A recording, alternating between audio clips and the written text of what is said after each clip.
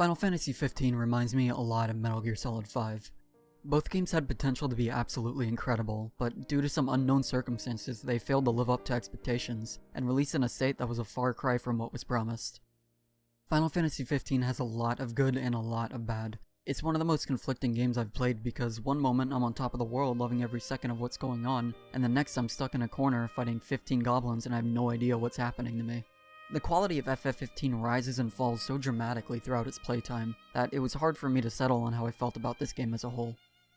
Starting off with the gameplay. FF15's gameplay is probably its worst aspect. Unlike the writing, where it was at least moderately redeemable, I just could not find anything positive about the gameplay. Combat consists of holding either square or circle depending on whether you want to attack or defend. You don't need to time the hit of either button, you just need to hold square at any given point before an attack lands, or circle at any point during the time in which you want to attack. That is primarily what the combat in FF15 consists of. Magic is also painfully simplified, where instead of having a large range of spells to choose from, you can cast one of 3 spells that can be slightly augmented with items. It's not just the simplicity of it that's bad though, it's also the fact that what often happens in fights is that they devolve into an incomprehensible mess. I could not even begin to count the number of times I just completely lost track of what was happening in a fight. If there was ever more than 3 enemies, the fight would be completely indecipherable. This is all complemented by the fantastic camera, of course, which will spend most of its time focusing intently on the wall directly behind you, instead of the goblin leaping at you.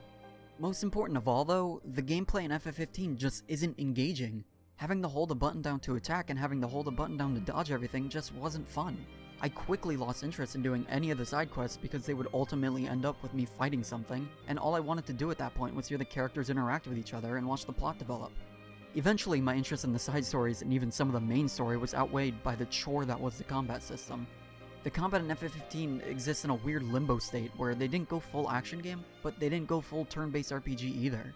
Instead, Square compromised between the two, and what we ended up with was a half-hearted attempt to make the game's combat more lively than previous entries, which ultimately ends up failing at that job spectacularly. Speaking of the side quests, all of them are painfully dull and uninteresting. They all follow the same basic formula of talk to NPC, go to area, either kill a monster or pick up an item, and then finally return the NPC for your reward. Almost every side quest is some variation of that. Initially they were fun to do as you were still learning the ins and outs of the game, and the occasional bits of unique dialogue was a nice reward on top of further exploring the map.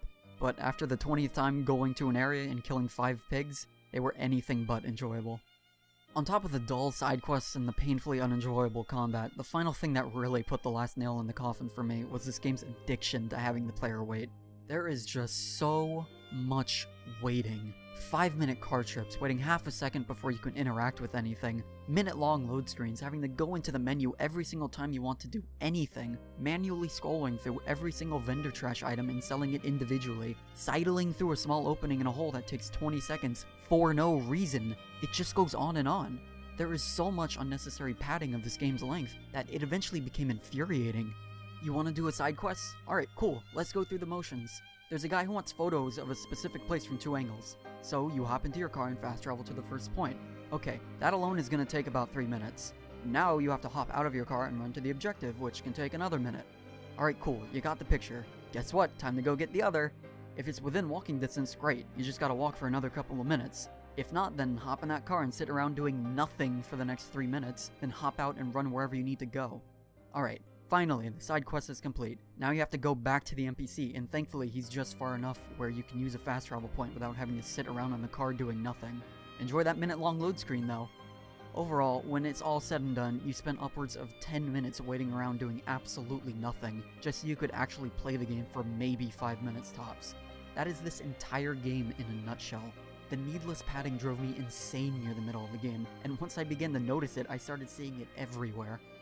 FF15 also has an almost stereotypically convoluted story. The story initially works fine and makes just barely enough sense up until you reach about the last 5 hours or so.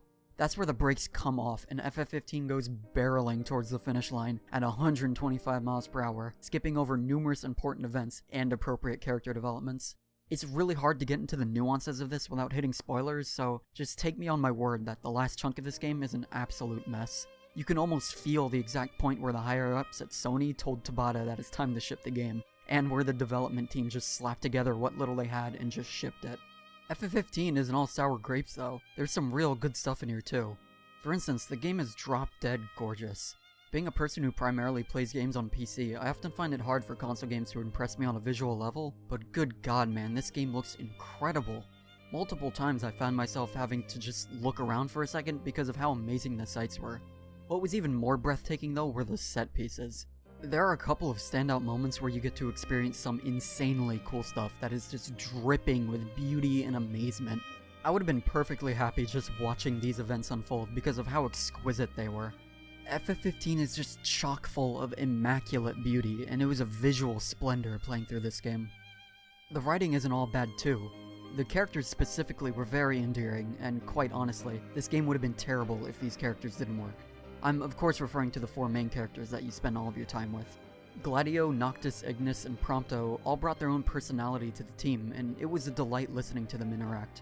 I loved hearing them banter with each other, and by the end of the game I had grown legitimately attached to them. The side characters felt a little underdeveloped, but you hardly spend any time with them, and the 4 characters you spend the most time with are all well written and were very enjoyable characters overall. When it was all over, I would be lying if I said that I didn't have some amount of fun playing through this game. Even despite its severe flaws, I still found myself eager to see the next plot point, and to watch the characters develop through this story. I don't regret spending my time with FF15, but it could have been so much more. Overall, FF15 is a 3 out of 5. The dull and unengaging combat mixed with the copious amounts of downtime and the nonsensical story seriously soured my enjoyment of this game. But through it all, I still found myself caring about the world offered up to me and wanting to see what was around the next corner.